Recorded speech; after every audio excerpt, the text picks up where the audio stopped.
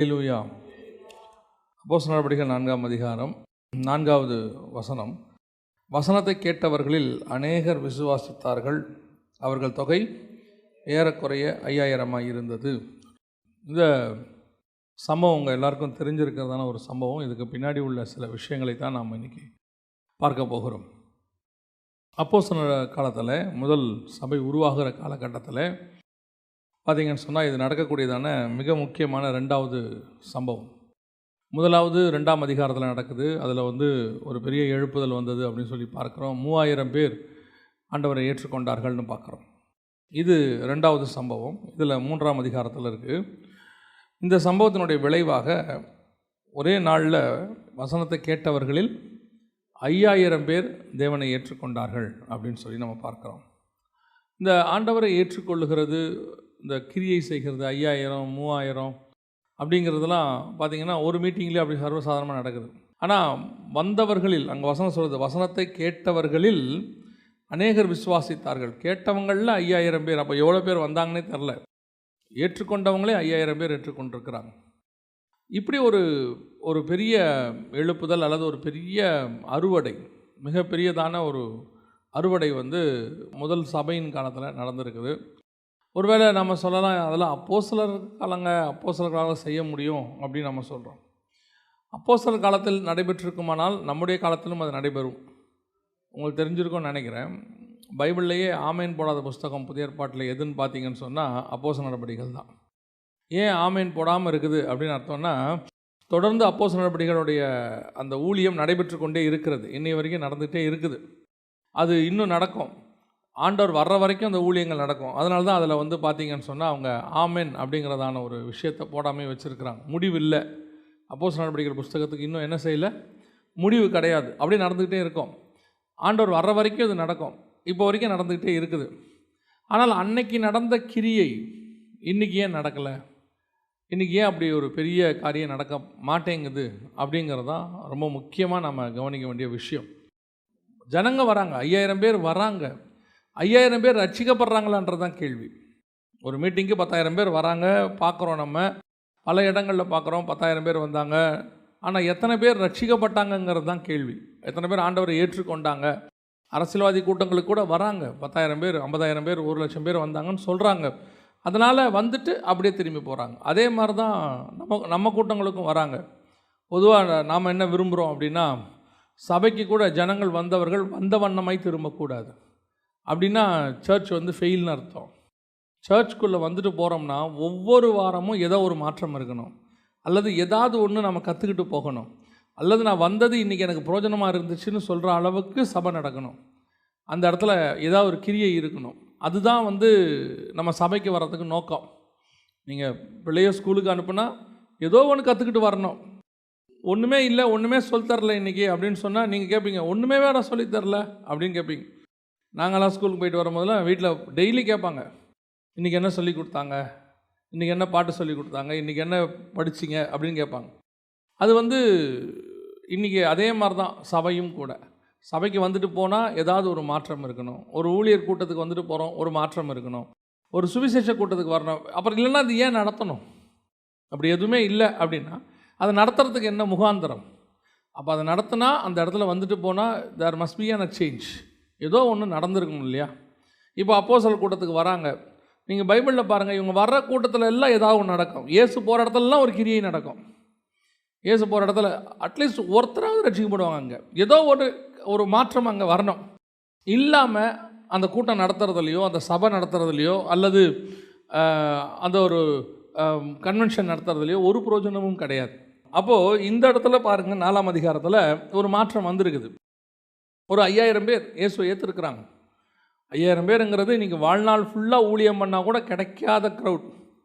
ஒரு சர்ச்சு இன்றைக்கி தொடங்கி அதோடைய வாழ்நாள் முழுக்க 5000 பேர் ரட்சிக்கப்பட்டாங்களா அப்படின்னு கேட்டிங்கன்னு சொன்னால் நிறைய சர்ச்சில் இல்லை. நிறைய ஊழியக்காரோடைய ஊழியத்தில் அப்படி ஒரு கனி இருக்குதானா? இல்லை. ஆனால் இவங்க 2 மீட்டிங்கில் 8000 பேர் வந்துட்டாங்க. ரட்சிக்கப்பட்டவங்க, அதான் ரொம்ப முக்கியம். வந்தவங்க இல்லை, ரட்சிக்கப்பட்டவங்க. முதல் மீட்டிங்கில் 3000 பேர் ஞானஸ்நானமே எடுத்துட்டாங்க. 2வது மீட்டிங்கில் 5000 பேர் விசுவாசித்தார்கள். அங்கே வசனம் சொல்லுது, விசுவாசியாக மாறிட்டாங்க. அப்படின்னா இவங்களுடைய இந்த மெத்தட், இந்த காஸ்பல் மெத்தடோ அல்லது தேவனை பற்றி சொல்கிற விஷயத்துலையோ ஏதோ ஒரு சக்ஸஸ்ஃபுல் ஃபார்முலா இருக்குது. அந்த ஃபார்முலா நம்ம இன்றைக்கி என்ன செய்யலை, ஃபாலோ பண்ணலை. அதுதான் இன்றைக்கி பிரச்சனை. இன்றைக்கி நிறைய பார்த்தீங்கன்னு சொன்னால் அந்த பிஸ்னஸ் மேனாக இருக்கட்டும், நிறைய மீடியா பீப்புள்ஸாக இருக்கட்டும், நிறைய செமினார்ஸ் நடத்துகிறாங்க. நிறையா பேம்ப்ளெட்ஸ் எல்லாம் வருது, ஃப்ளையர்ஸ்லாம் வருது, நிறைய செமினார்ஸ். யார் நடத்துகிறான்னு பார்த்தீங்கன்னா அதில் பேசுகிறவர் யாராக இருக்கிறாருன்னா சக்ஸஸ்ஃபுல்லாக அதை செஞ்சவர் தான் பேசுகிறாரு. ஏன்னா அவர்கிட்ட ஒரு ஃபார்முலா இருக்குது, சக்ஸஸ் பண்ணிட்டோம் அப்படின்னு சொல்லி. அதே மாதிரி தான் சர்ச்சுக்கும் ஒரு ஃபார்முலா இருக்குது. அந்த ஃபார்முலா பைபிளில் இருக்குது. அந்த ஃபார்முலா பைபிளில் இருக்குது. அந்த ஃபார்முலாவை எடுத்து பண்ணுறவங்க தான் சக்ஸஸ் ஆகிறாங்க. நான் பிஸ்னஸ்லேயும் சொல்லுவேன், இது நாட் ஓன்லி மினிஸ்ட்ரி, பிஸ்னஸாக இருக்கட்டும், உங்கள் குடும்பமாக இருக்கட்டும், அல்லது ஆவிக்குரிய வாழ்க்கையாக இருக்கட்டும், அல்லது ஊழியமாக இருக்கட்டும், ஊழியத்தில் எந்த ஊழியமாக இருக்கட்டும், சர்ச் ஊழியமாக இருக்கட்டும், சுவிசேஷமாக இருக்கட்டும், ப்ராஃபட்டாக இருக்கட்டும், எந்த ஊழியமாக இருந்தாலும் அதை சக்ஸஸ் பண்ணுறது, நல்ல கனி கொடுக்கறது எதில் இருக்குது, அதை கண்டுபிடிக்கிற ஃபார்முலா எதில் இருக்குன்னா பைபிளில் இருக்குது. இன்றைக்கி உங்களுக்கு தெரிஞ்சிருக்கும்னு நினைக்கிறேன், உலகத்தில் இருக்கிற கண்டுபிடிப்புகளில் கிட்டத்தட்ட 60 to 70% பைபிள்லேருந்து கண்டுபிடிக்கப்பட்டது தான். பைபிளை தியானிக்கும் போதோ அல்லது பைபிளை வச்சோதோ அவங்க கண்டுபிடிச்சிருக்கிறாங்க. அந்த கண்டுபிடிப்புகள் எதுக்கு பின்னாடி யார் யாரெல்லாம் கண்டுபிடிச்சாங்கன்னு போய் பார்த்தீங்கன்னா 60 to 70% அவங்க அத்தனை பேருமே பிலீவர்ஸாக இருக்கிறாங்க.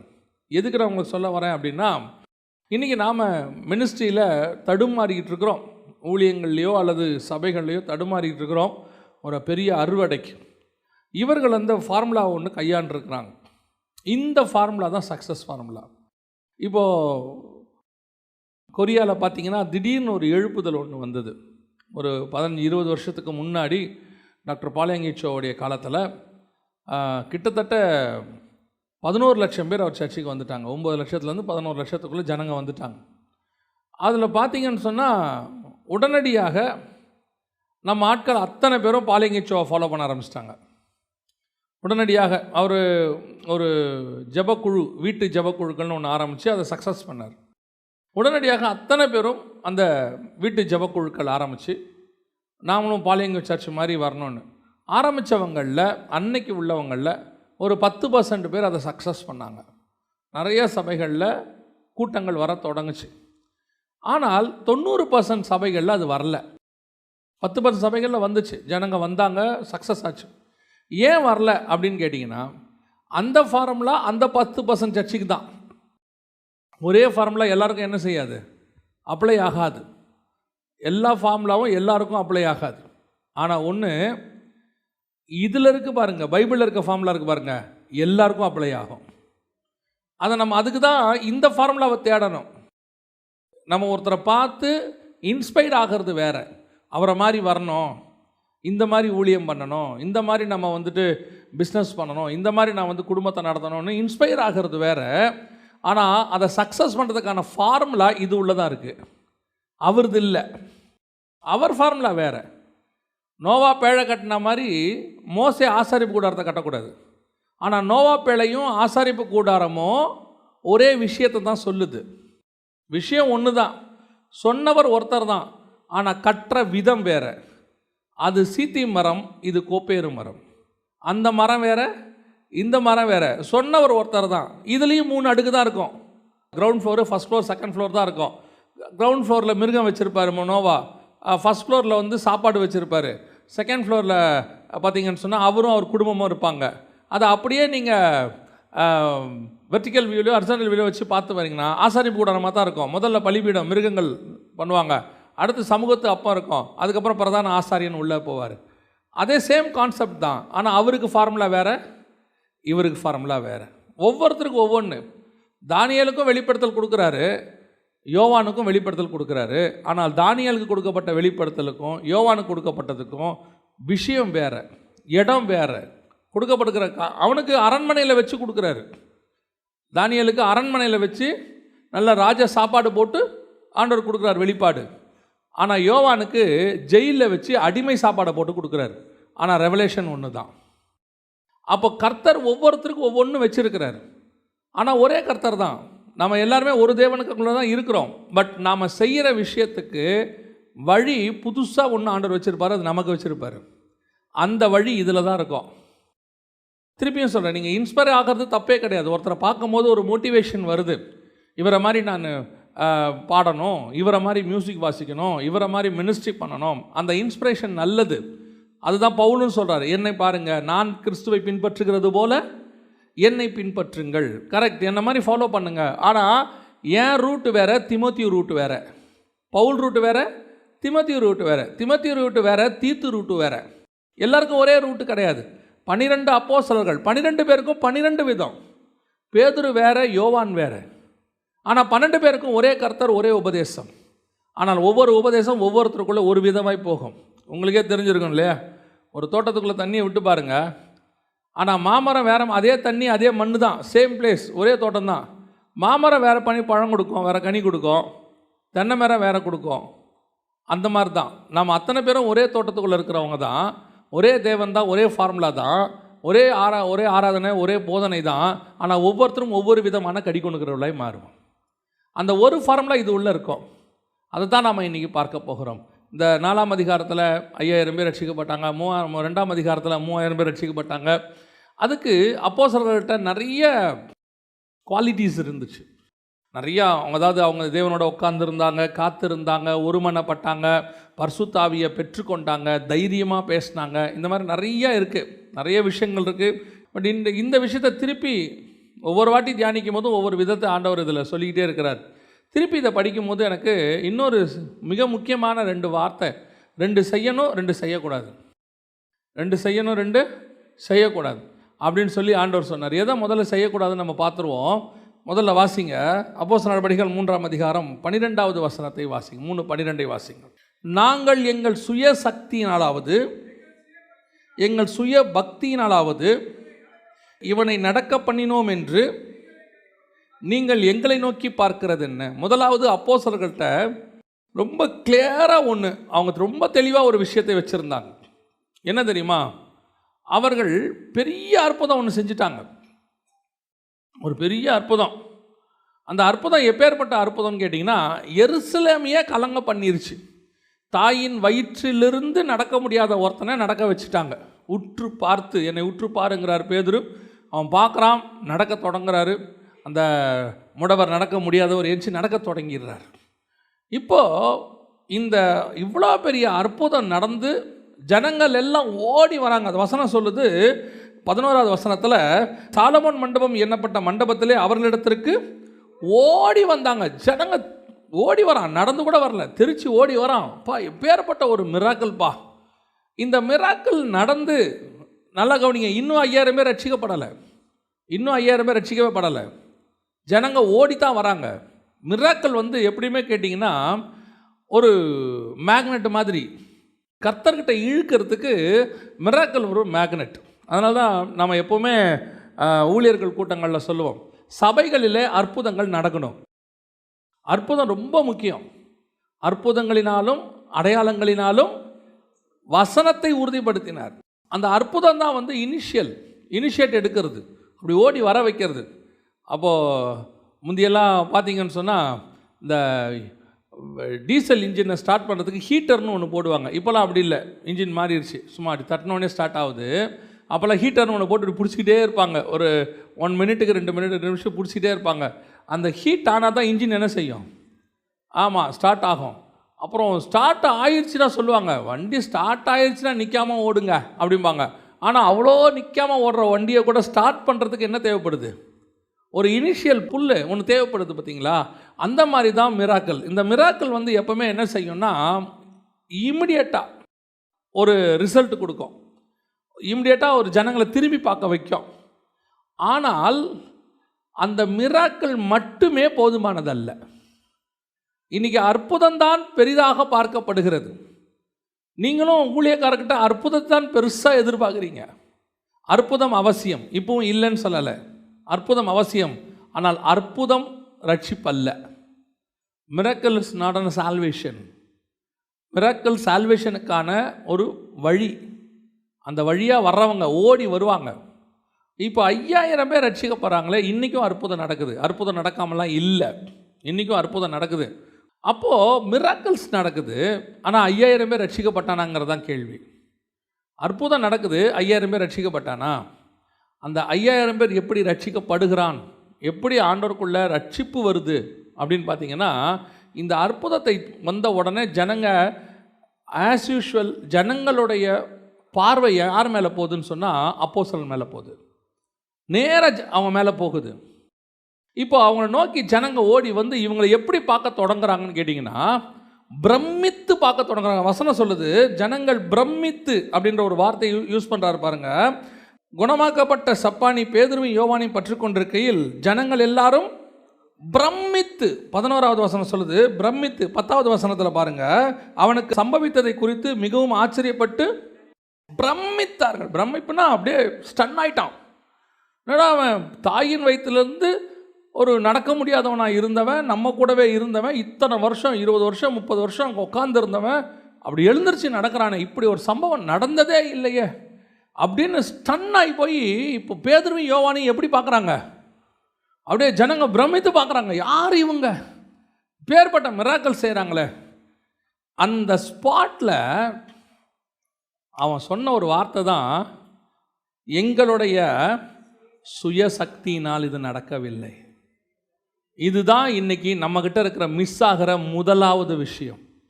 சுயசக்தியினால் நடக்கல. இதுக்கு காரணம் நாங்கள் அல்ல, எங்களுடைய சக்திலாம் ஒன்றுமே கிடையாது. we don't have any power. இன்னைக்கு கிறிஸ்தவத்தில் இருக்கிற மிகப்பெரிய ட்ராபேக் விசுவாசிகிட்டையும் இருக்குது, ஊழியக்காரங்கிட்டும் இருக்குது. என்னன்னு கேட்டிங்கன்னா, அற்புதத்தை செய்கிறவர் ஒருவர் இருக்கிறார், ஆனால் மகிமை மனுஷனுக்கு நேராக போகிறது. இன்றைக்கி அந்த மகிமையை மனுஷர்கள் எடுத்துக்கொள்கிறார்கள். நீங்களும் அந்த மகிமையை மனுஷருக்கு தான் கொடுக்கிறீர்கள், கனத்தை மனுஷனுக்கு தான் கொடுக்குறீங்க.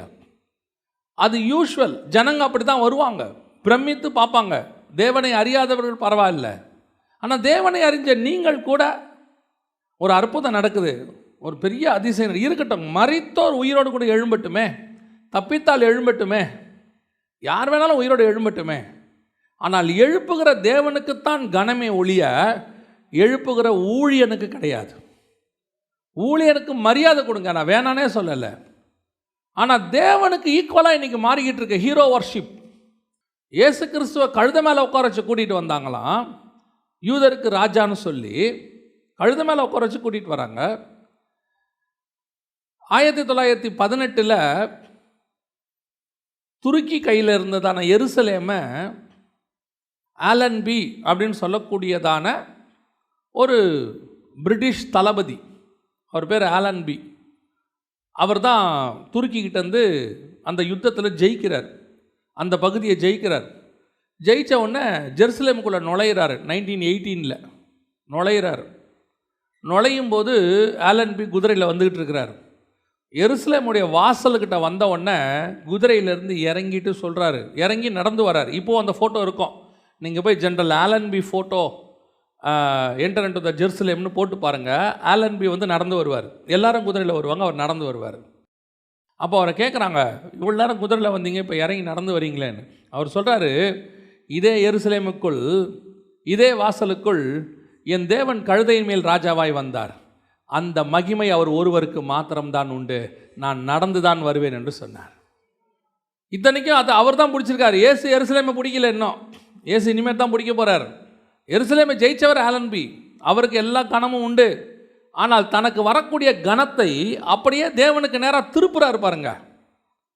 இன்னைக்கு ஒன்றுமில்லை, ஒன்றுமில்லை, இயேசுக்கு மேலே போகிறது, அவருக்கு மேலே போய் உக்காந்துக்கிறது, அப்படியே எல்லா மகிமையும் நான் பண்ணேன், ஏன் கூட்டத்தில் நடந்துச்சு, நான் பிரசங்கம் பண்ணதுனால ரட்சிக்கப்பட்ட கூட்டம், இது ஏன் விசுவாசி, அது எப்படி ஏன் விசுவாசி ஆகும்? ஏன் விசுவாசின்னு ஒன்று கிடையவே கிடையாது. எல்லா துதி கன மகிமையும் தேவனாகிய கர்த்தர் ஒருவருக்கு மாத்திரமே. இன்னைக்கு சுயசக்தினால் பண்ணுறோன்னு நினச்சிக்கிறாங்க. நான் சபையை வளர்த்தேன், நான் ஊழியத்தை வளர்த்தேன், இதில் யாரையாலையும் எதுவும் இங்கே வளரல, யாரும் வளர்க்கவும் முடியாது. ஒன்றுமில்லாத நம்மளை கர்த்தர் இன்னைய வரைக்கும் சஸ்டைன் பண்ண வச்சிருக்கிறாருன்னா கர்த்தருடைய கிருபை மட்டும்தான் நடத்துகிறது. எவ்வளோ கஷ்டப்பட்டிருப்பேன் தெரியுமா, எவ்வளோ உழைச்சிருப்பேன் தெரியுமா? இங்கே யார் உழைக்காமல் இருக்கிறாங்க, யார் கஷ்டப்படாமல் இருக்காங்க? எத்தனையோ பேர் கஷ்டப்பட்டு உழைச்சும் வராத ஆசீர்வாதத்தை கர்த்தர் உங்களுக்கும் எனக்கும் கொடுத்துருக்கிறார்னா அது கர்த்தரால் வந்தது. யோசித்து பாருங்க, சிங்கத்தோட சண்டை போடுறான், கரடியோட சண்டை போடுறான், கோலியாத்தோட சண்டை போடுறான், சவுலோட சண்டை போடுறான், எல்லாத்தையும் சண்டை போட்டு ஜெயிச்சு ஓடி ஓடி ஓடி வனாந்தரத்துக்கு ஓடி சவுலுக்கு பயந்து அவ்வளோ உயிரை பணைய வச்சு ஒரு நாள் ராஜாவை வந்து உட்கார்றான். அவன் சொல்கிறான், ஆடுகளுக்கு பின்னால் அலைந்து கொண்டிருந்த என்னை இஸ்ரவேலுக்கு தேவன் ராஜாவாக்கினார். அவன் சொல்லலை, எவ்வளோ கஷ்டப்பட்டு இந்த இடத்துக்கு வந்திருக்கிறேன் தெரியுமா, எத்தனை சிங்கத்தை ஜெயிச்சிருக்கேன், எத்தனை கரடியை ஜெயிச்சிருக்கிறேன். தாவீது சொல்லணும் சொல்லாமா இல்லையா? தாவீது சொல்லலாமில்ல, 15 வயசுலேருந்து நான் கஷ்டப்பட்டுக்கிட்டே இருக்கிறேன். சிங்கத்தோட சண்டை போட்டு எங்கள் அப்பா என்னை ஆடு மேய்க்க விட்டுருவார், ஆடு மேய்ச்சி சிங்கத்தோட சண்டை போட்டு, கரடியோட சண்டை போட்டு, கோலியாத்தோட சண்டை போட்டு, சவுலோட சண்டை போட்டு, இப்படியே சண்டை போட்டு போட்டு போட்டு எவ்வளோ கஷ்டப்பட்டு இந்த இடத்துக்கு வந்திருக்கிறேன் அப்படின்னு அவன் ஒரு நாள் கூட சொன்னதே கிடையாது. அவன் திருப்பி திருப்பி சொல்லுவான், கர்த்தர் என்னை ராஜாவாக்கினார், கர்த்தர் என்னை ராஜாவாக்கினார். ஒன்று தெரிஞ்சுக்கொள்ளுங்க, நாம் படுற கஷ்டத்தை விட பல மடங்கு கஷ்டப்பட்டு பலனை கிடைக்காமல் போனவர்கள் எத்தனையோ பேர் இருக்கிறார்கள். எத்தனையோ பேருக்கு அது கிடைக்காம போயிடுச்சு. ஆனால் உங்களையும் என்னையும் கர்த்தர் ஆசீர்வதித்து கொண்டு வந்து உட்கார வச்சிருக்கிறார். நாம் இந்த இடத்துல வந்து உட்கார்ந்துருப்பது கர்த்தருடைய சுத்த கிருபை. சுத்த கிருபைனா முழு கிருபைன்னு அர்த்தம், ஃபுல் கிரேஸ். அதை தாண்டி சுயசக்தின்லாம் இங்கே ஒன்றும் கிடையாது. பேதுரு சொல்லியிருக்கலாம் இல்லை? எப்படி பேதுரு நடந்தது? 3.5 வருஷம் இயேசுக்கிட்ட உட்காந்து படித்தேங்க, வீட்டுக்கு கூட போக மாட்டேன், டே நைட்டாக படித்து. எவ்வளோ கேட்குறீங்க? கடலில் அவர் கூட போய் உயிரை பணைய வச்சு பிரயாணம் பண்ணி ஒரு நாள் சாக போயிட்டேன் நான். அவ்வளோ கஷ்டப்பட்டு வந்து தான் இந்த கிஃப்ட் எனக்கு கிடச்சிது. சொல்லாமா இல்லையா? ஒரே வார்த்தை சொன்னான், என்னுடைய சக்தியெல்லாம் ஒன்றுமே இல்லைங்க. இந்த வார்த்தை கடைசி வரைக்கும் நமக்குள்ளே இருக்கணும். இது நமக்குள்ளே இருக்கணும். உங்களை சோதிக்கிறதுக்குன்னே பிசாசு கொஞ்சம் பேரை அனுப்பி விடுவான். ஐயா சூப்பர்யா, உங்களை மாதிரி ஒருத்தரை பார்த்ததே இல்லையா. உங்களுக்கு புரியுதா? சொல்கிறவங்க வந்து தப்பாக சொல்லலை, அவங்க நல்லது தான் சொல்கிறாங்க. நம்ம காது இருக்குது பாருங்க, இது மோசமான காது. நன்மை தீமை அறியத்தக்க கனி அங்கே தான் இருக்கும். நம்ம தான் அவாய்ட் பண்ணிக்கணும். அது வருதா, பார்வைக்கு இன்பமாக தோணுதா, அந்த பக்கமே பார்க்கக்கூடாது. எதுக்கு வம்பு? நம்ம எங்கே போவோம்? தோட்டத்துக்கு வேறு பக்கம் போவோம். இல்லை வா ஏவாள், ஏன் இந்த பக்கம் இருந்தால் தானே நன்மை தீமை அறியத்தக்க கனியை சாப்பிட வேண்டியிருக்கோம். நம்ம வேறு பக்கமாக போயிடுவோம். ஏங்க அந்த பழம் பார்க்கறதுக்கு நல்லா இருக்குது, அதனால தான் சொல்கிறேன் வேணாவா. அதே தான் சொல்கிறேன். சில ஆட்கள் சொல்வார்கள், அவங்க நன்மைக்கு தான் சொல்லுவாங்க. சிலர் வந்து சாட்சிக்கு சொல்லுவாங்க, இந்த மாதிரி ஆண்டவர் வந்து எங்களை ரட்சித்தார், உங்கள் ஊழியத்தின் மூலமாக நாங்கள் பலன் அடைஞ்சோம், சோத்திரம், பிரைஸ் லார்ட், எல்லா துதி கன மகிமையும் அவர் ஒருவருக்கே. முதலாவது ஒன்றை நாம் புரிந்து கொள்ள வேண்டும், என்னுடைய சுயசக்தியினால் ஒன்றும் இல்லை. எங்கிட்ட அந்த பலன் இல்லை. சில நேரங்களில் நம்மளால் நமக்கே சுகம் கொடுக்க முடியாது, தெரியுமா உங்களுக்கு?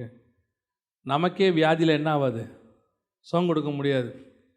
நம்ம சக்தினால் ஒன்றுமே என்ன செய்ய முடியாது, செய்ய முடியாது. இப்போ யாராவது சொன்ன உடனே ஒரே நாளில் உடம்பு குறைக்க முடியுதா? கர்த்தர் சொல்வார், நான் பார்த்துக்கிறேன் உன் உடம்பை. ஆண்டவர் சொல்வார் ஒரு நாள், இது எதை செய்யு, இது எது பண்ணாத அப்படின்னு சொல்லுவார். அதை நம்ம கேட்டுட்டோம்னா டாக்டர் சொல்லி கேட்க வேண்டி வராது. ஆண்டவர் சொல்லும் போதே கேட்டுறணும், இது எதை செய்யணும் உணர்த்துவார். நம்ம ஆண்டவர் மாதிரி உணர்த்துகிற தேவன் வேறு யாருமே கிடையாது. ஆனால் அவர் உணர்த்தும் போது நம்ம கேட்க மாட்டோம், இதை நிறுத்து, இதை சொல், அப்படி கேட்க மாட்டோம்.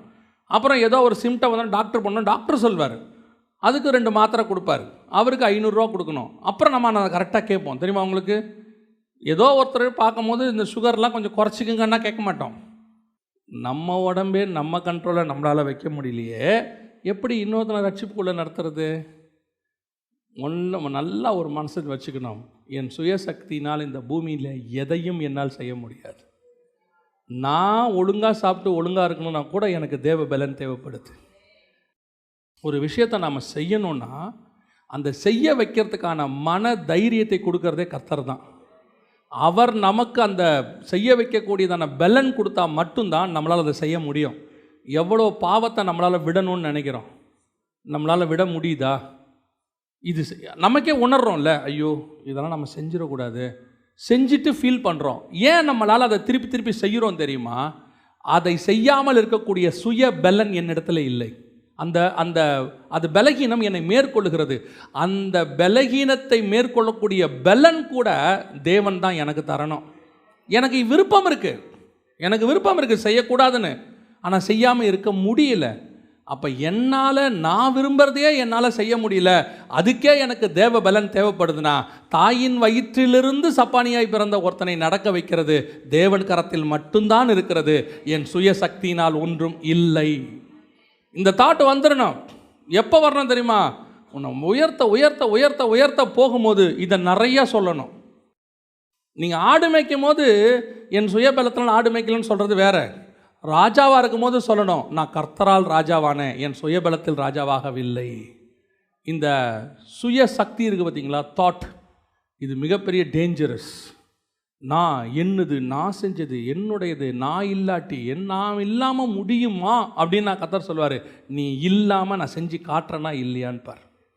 சிலர் சொல்லுவாங்க, நான் இல்லாட்டி இது முடியாது, அது நான் தான், என்னை வச்சு தான் அப்படின்னு ஆண்டவர் சொல்லுவார். நீ அங்கேயே இரு, நீயே இல்லாமல் அது நடக்குது பாரும்பார் ஆண்டவர். அப்படி சொல்லி கர்த்தர் ஒரு சிலருக்கு செஞ்சதை நான் பார்த்துருக்குறேன்.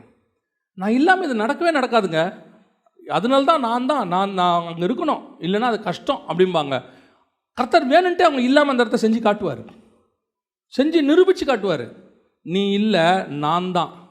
ஆண்டவர் சொல்லுவார், நான் இருந்தால் எவரை கொண்டும் நான் செய்வேன். நான் உன்னை வச்சு செய்கிறேன்னா அது உன்னுக்கு நான் வச்ச கிருபை. உன்னை யூஸ் பண்ணுறது தேவன், அந்த கிருபை நமக்கு தோணணும். அல்லேலூயா. சுயசக்தினால் அல்ல. ரெண்டாவது அவன் சொல்கிற வார்த்தையை பாருங்கள், எங்கள் சுய பக்தியினால். இது அதை விட டேஞ்சர்.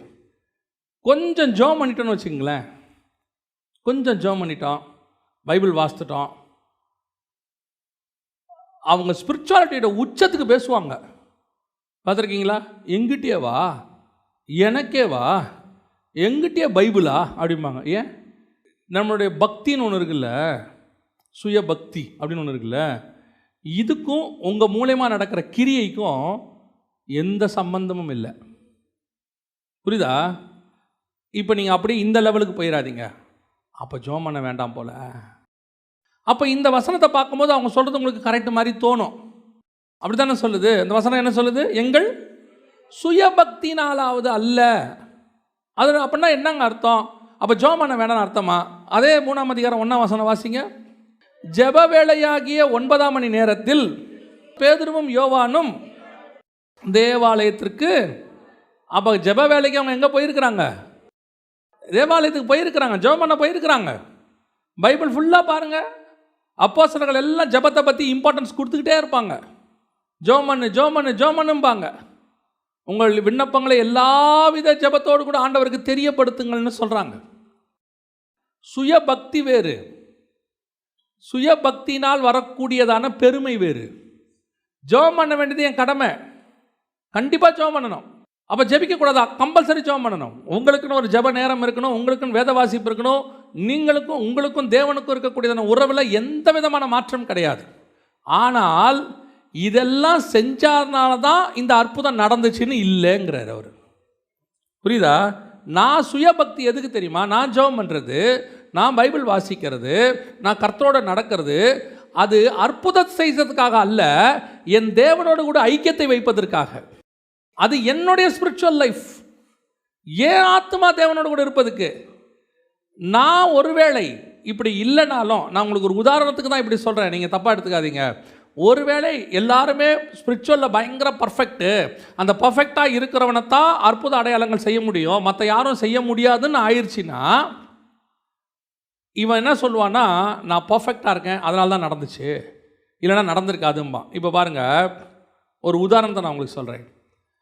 ஜனங்களுக்கு தண்ணி இல்லை, கண்மலையை அடிக்க சொல்கிறாரு, அடித்தாரு, தண்ணி வந்துச்சு, குடிச்சிட்டாங்க. 2வது ட்ரிப்பு ஜனங்களுக்கு தண்ணி இல்லை, கண்மலையை பார்த்து பேசுங்கிறாரு. இப்போ மோசே என்ன பண்ணார்?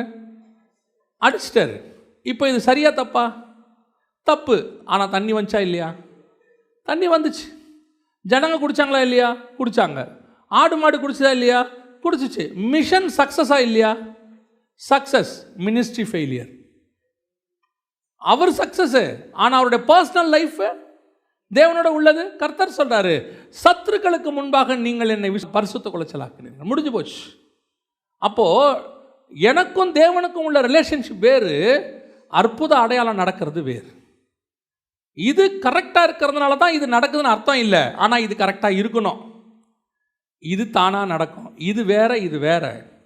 இந்த சுய பக்தி இன்னைக்கு நம்ம பல நேரங்களில் ஏன் கர்த்தர் நம்மை கொண்டு செய்ய முடியல தெரியுமா?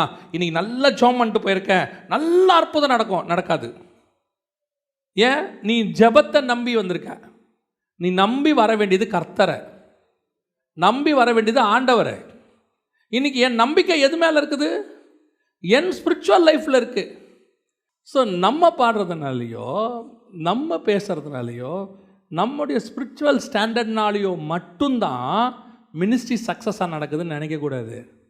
ஆனால் இது வேணும், இது நான் செய்ய வேண்டியது, இது எனக்கும் தேவனுக்கும் உள்ளானது.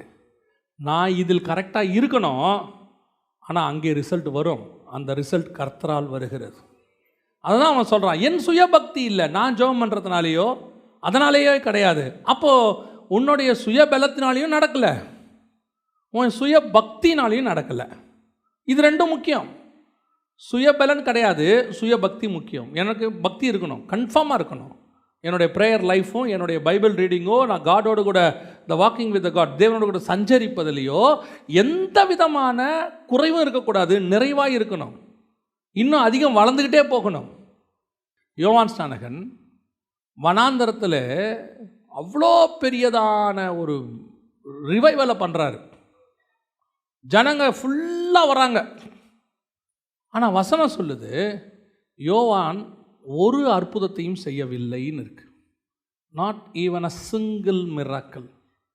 யோவான்கிட்ட மிராக்கிளே இல்லை. இப்போ நம்ம என்ன நினைக்கிறோம்? மிராக்கிள் நடந்துட்டால் நம்ம என்ன செஞ்சுருவாங்க? ஜனங்க வந்துடுவாங்க அப்படிங்கிறது நம்ம ஒரு கான்செப்ட் நினைக்கிறோம்ல. ஆண்டவர் சொல்கிறாரு, மிராக்கிள் இல்லாமையும் ஜனங்களை நான் கொண்டு வர முடியும் என்னால். அதுவும் என்னால் முடியும். நீ உன்னுடைய பர்சனல் லைஃப்பை மட்டும் பாரு.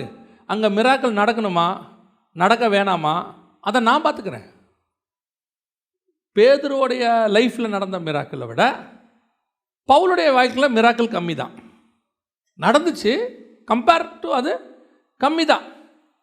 ஆனால் பேதுரு எழுதின ஸ்பிரிச்சுவாலிட்டியை விட பவுல் எழுதின ஸ்பிரிச்சுவாலிட்டி ஜாஸ்தி அப்படின்னு பேதுரு சொல்கிறாரு, நான் சொல்லலை. பேதுருவே சொல்கிறாரு, நிருபங்கள் தோறும் நம்முடைய சகோதரனாகிய பவுல் இதை தெரிவிக்கிறான், அது கற்றவர்களுக்கே கற்றுக்கொள்வதற்கு அரிதாக இருக்கிறது. பவுலுடைய லெட்டர்ஸ் அவ்வளவு ஸ்ட்ராங்காக இருக்குது ஸ்பிரிச்சுவலின்னு பேதுரு எழுதுறாரு. ஆனால் நீங்கள் மிராக்கிள்ஸ் பார்த்தீங்கன்னா பவுலை விட பேதுருக்கு நிறையா நடந்திருக்கும் மிராக்கிள்ஸ். அப்போ ஸ்பிரிச்சுவாலிட்டிக்கும் மிராக்கிள்ஸ்க்கும் என்ன கிடையாது? சம்பந்தம் இல்லை. ஆனால் ஸ்பிரிச்சுவாலிட்டி முக்கியம். அதைத்தான் நான் உங்களுக்கு சொல்கிறேன். உங்களுடைய சுயபக்தி தேவனோடு இருக்குது அவசியம், எவ்வளோக்குள்ள இருக்குமோ இருக்கணும். ஆனால் நடக்கிற கிரியை அதனால தான் நடக்குதுன்னு நீங்கள் நினச்சிக்கக்கூடாது. அதுவும் கிருபையே. அதையும் கர்த்தர் தான் நடத்துகிறாரு. கர்த்தர் நினச்சா உங்கள் ஸ்பிரிச்சுவாலிட்டிக்கு ஈக்குவலாக தான் மிராக்கிள் செய்யணும்னு இல்லை, மிராக்கிளே செய்யாமல் கூட ஆண்டவர் நடத்தி கொண்டு வந்துடுவார். அதுவும் கர்த்தரால் முடியும். அல்லேலூயா. அப்போ எப்படித்தான் இது சுயபக்தியும் இல்லை, சுய பலமும் இல்லை.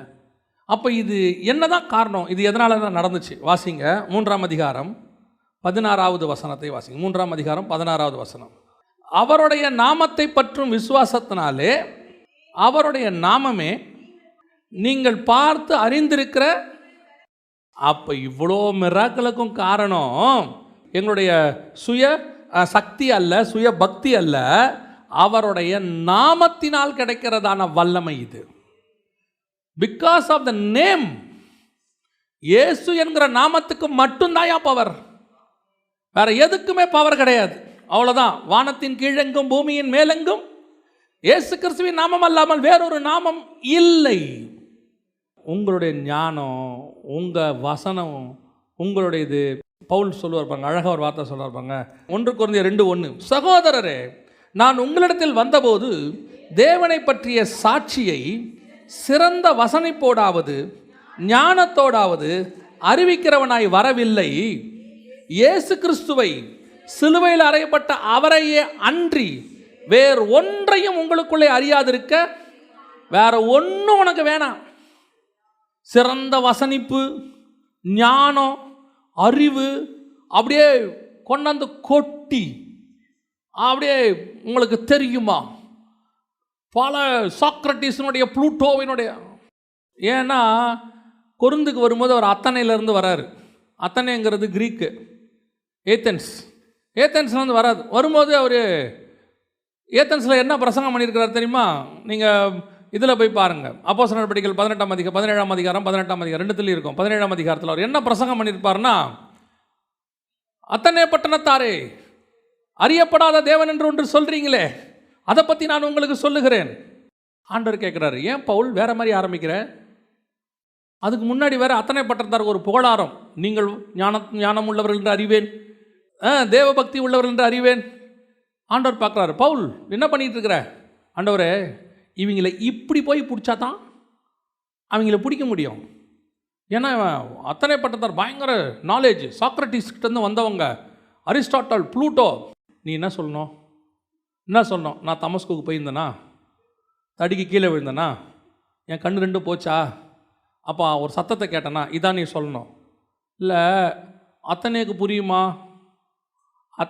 புரியுமா புரியாதாங்கிறத நான் பார்த்துக்கிறேன், நீ தான் பேசி பாரு.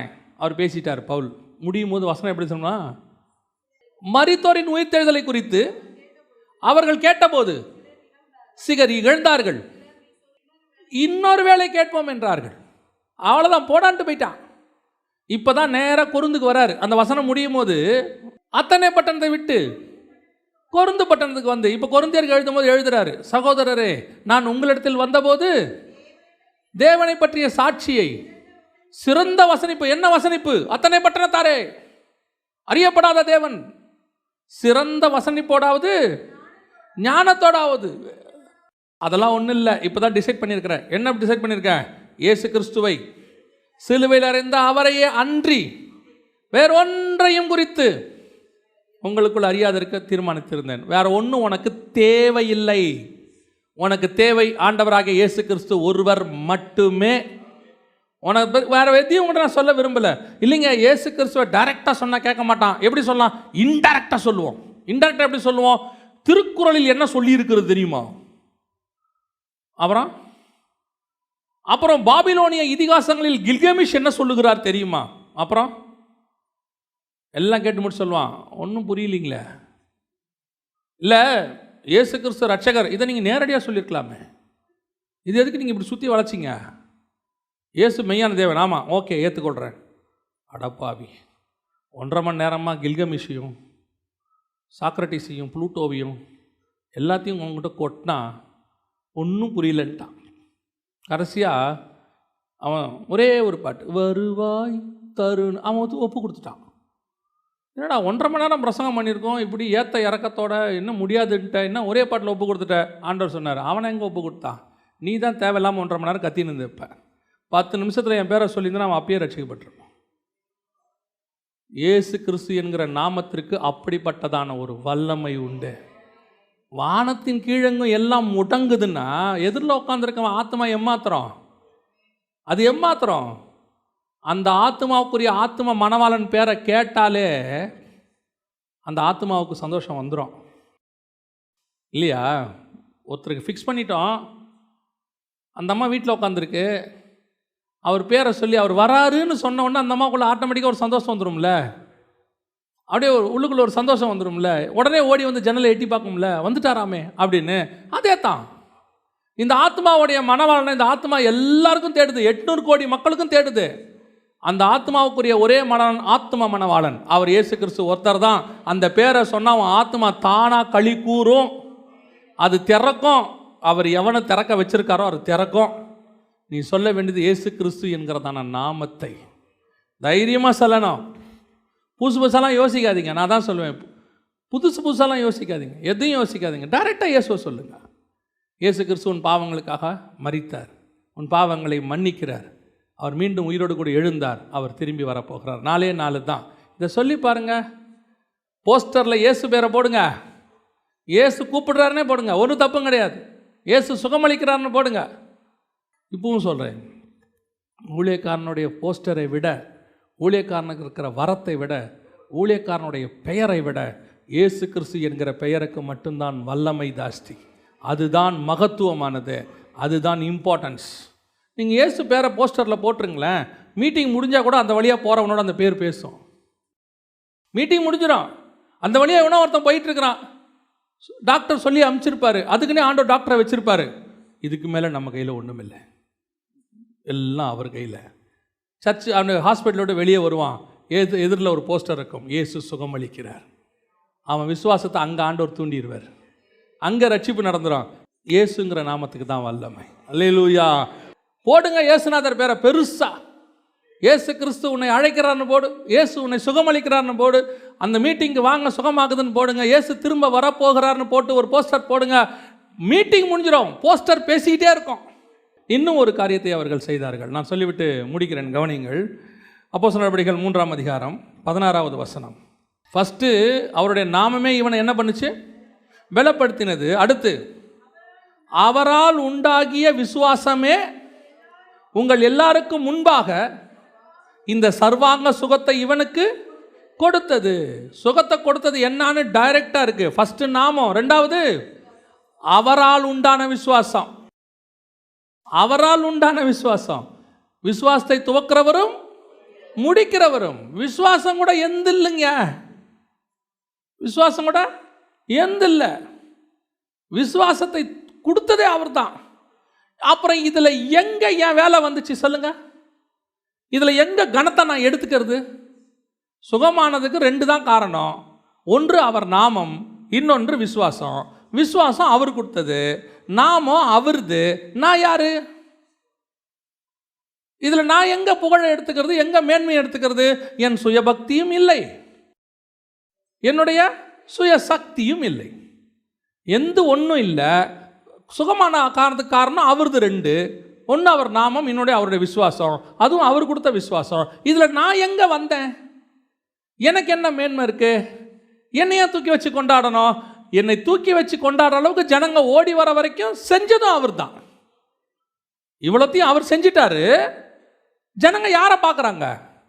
பேதுருவையும் யோவானையும் பார்க்குறாங்க, ஊழியக்காரனை பார்க்குறாங்க, ஓடி வராங்க, ஐயா பிரமித்து நிற்கிறாங்க. அவன் சொல்லிட்டான், இல்லை இல்லை இல்லை இல்லை நம்ம இல்லை நம்ம இல்லை நம்ம இல்லை, நீங்கள் தப்பாக ஆளாக பார்க்குறீங்க. அப்புறம் நீங்கள் தானே? நாங்களே இல்லை, எங்களுக்கு மேலே ஒருத்தர் இருக்கிறார், அவருடைய நாமமும் அவருடைய விசுவாசமும் இவனுக்கு சுகத்தை கொடுத்தது. அப்படியா? யார் அது? அதுதான் ஆண்டவராகிய இயேசு கிறிஸ்து. இதுதான் காஸ்பல். முடிஞ்சிச்சு. 5000 பேர் ரட்சிக்கப்பட்டான். 5000 பேர் ரட்சிக்கப்பட்டான். இந்த மெத்தடு தான் இன்னைக்கு தேவையான மெத்தட். இன்னைக்கு 5000 பேர் ரட்சிக்கப்பட முடியும். அன்னைக்கு யோசிச்சு பாருங்க, இன்னைக்கு இருந்ததை விட அன்னைக்கு மக்கள் தொகை கம்மி. எருசலேமுக்குள்ள எத்தனை பேர் இருந்திருப்பான்? ஒரு கமெண்ட்ரியில் எழுதியிருக்கிறாங்க, பஸ்கா பலி செலுத்துறதுக்கு எருசலேமுக்குள்ள ஜனங்க வந்தாங்கன்னா, டோட்டலாக ஜனங்க வந்தாங்கன்னா 20000 பேர் வரலாம்.